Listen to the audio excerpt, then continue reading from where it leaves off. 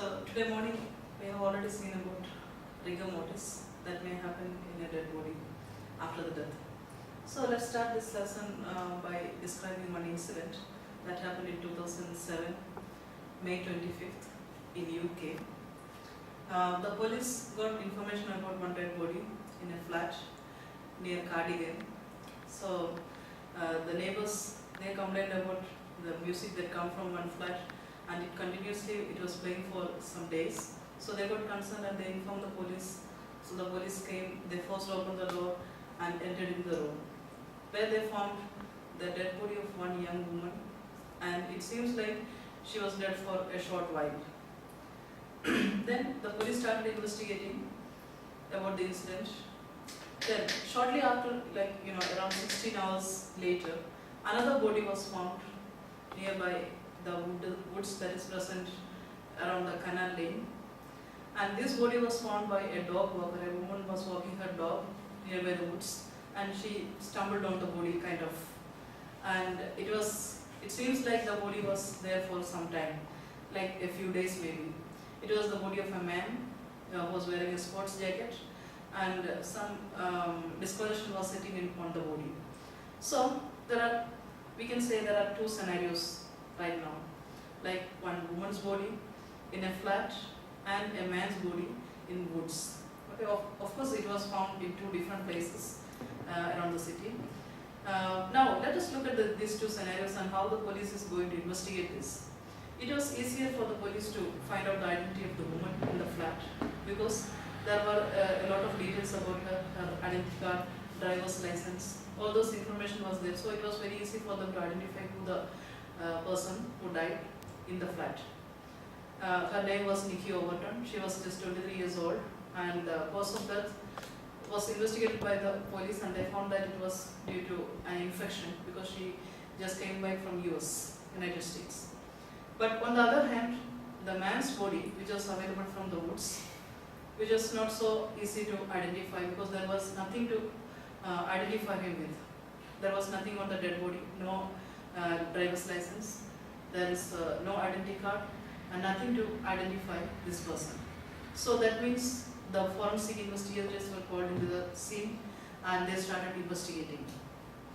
Now, when we look at this man's body, there is something that led the investigators and gave some clues for us to the time of death. Okay, the first thing they were trying to find out was the time of death of this person. It was estimated that he was there for a few days after his death. The body was lying down there, and these evidences were found because of the appearance of the body.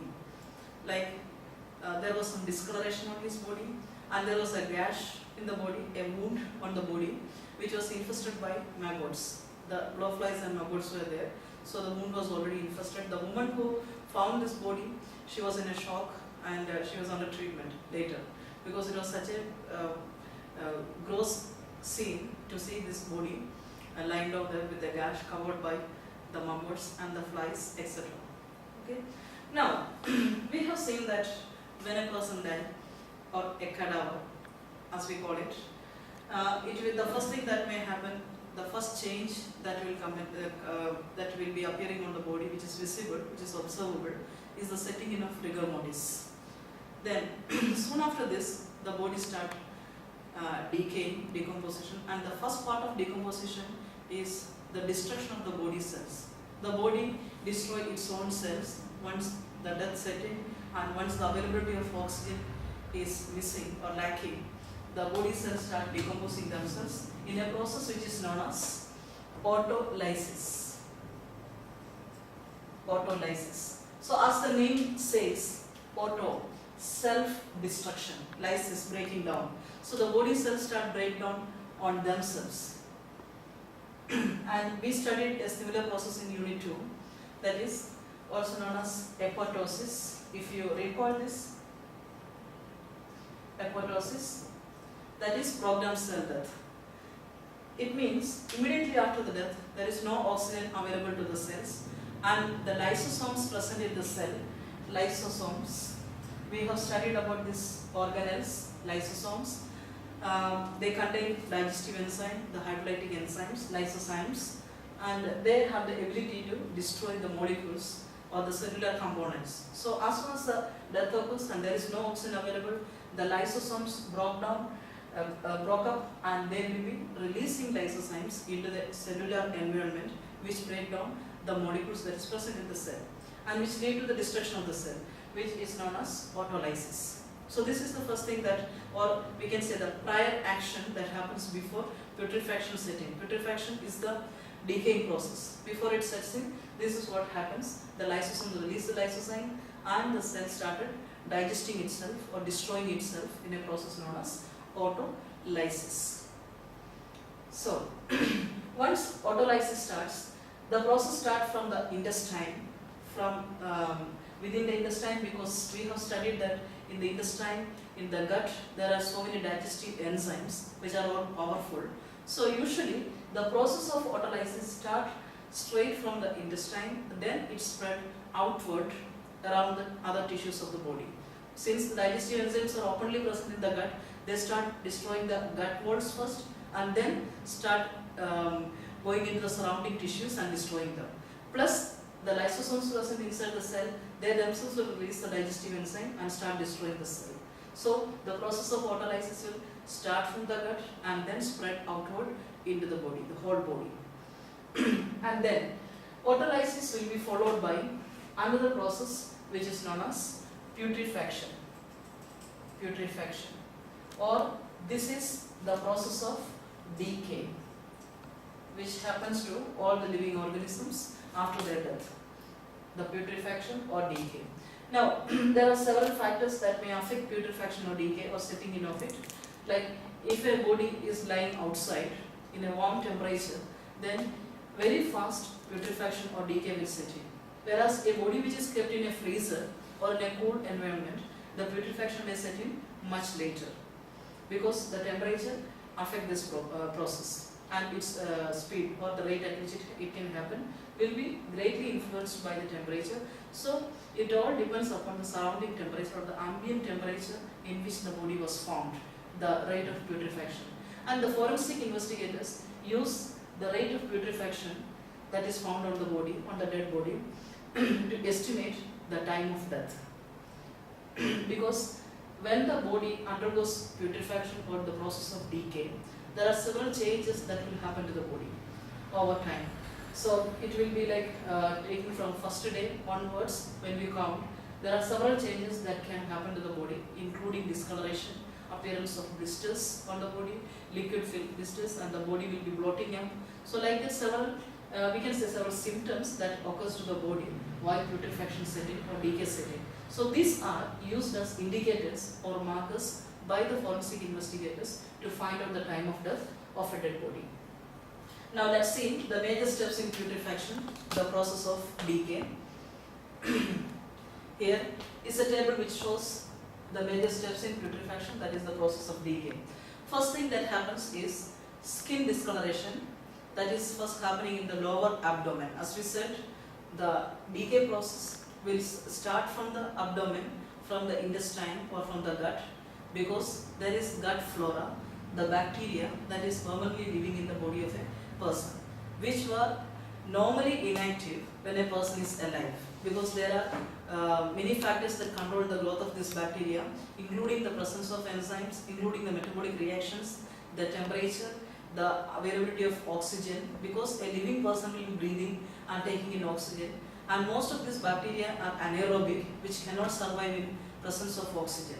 Once the death happens, there is no oxygen available to the cells, which provide a very good condition for the anaerobic bacteria who can survive, who can multiply, and then they will take over the rest of the part of the body. So always decay process or decomposition or putrefaction starts from the intestine and then it spread outward.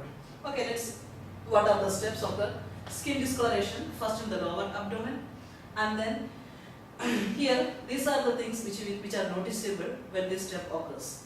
A greenish color develops and it spreads to the remainder of the body.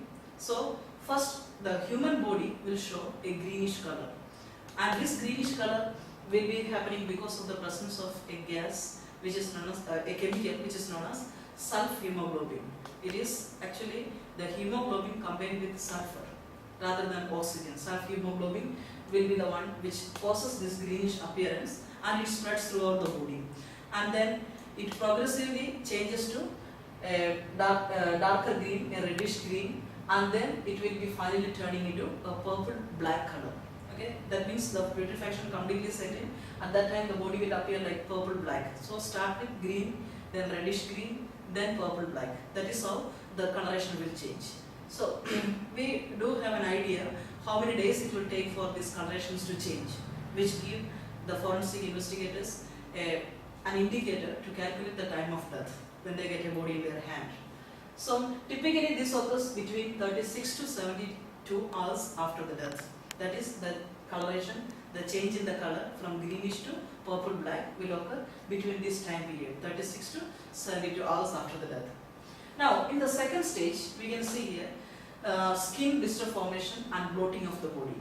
Here it happens because the bacteria, the anaerobic bacteria will be working furiously onto the body. They are multiplying, they will be decomposing, they are metabolizing. As a result of this, a lot of gases are produced within the body, and these gases will be causing the blistering, the bloating and blistering of the body.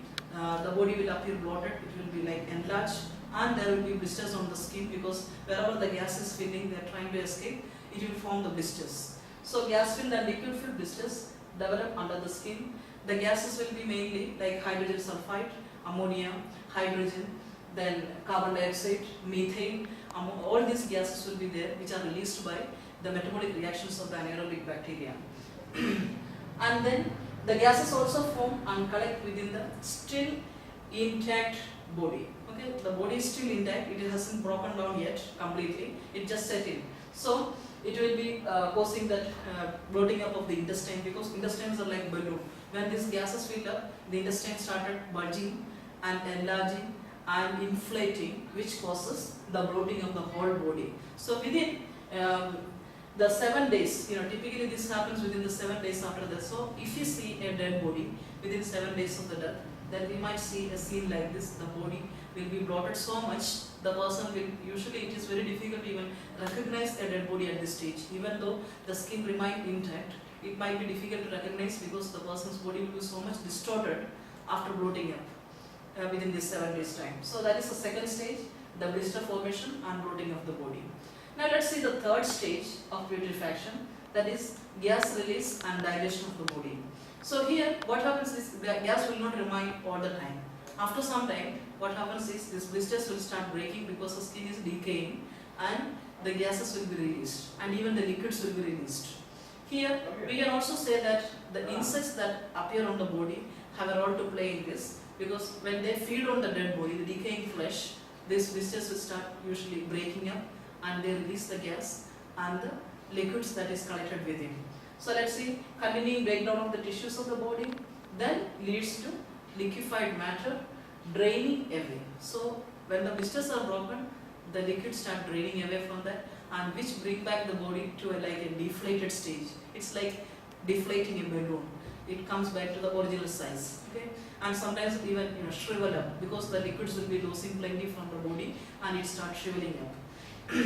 So the body shrinks and then later it dries as the liquids are oozing out of the body from various parts of the body through the blisters. It starts drying up. The remaining decay process will be then further slowed down because now it's not a very good condition for the bacteria or the other organisms to set in. So the remaining decay process will be slowed down.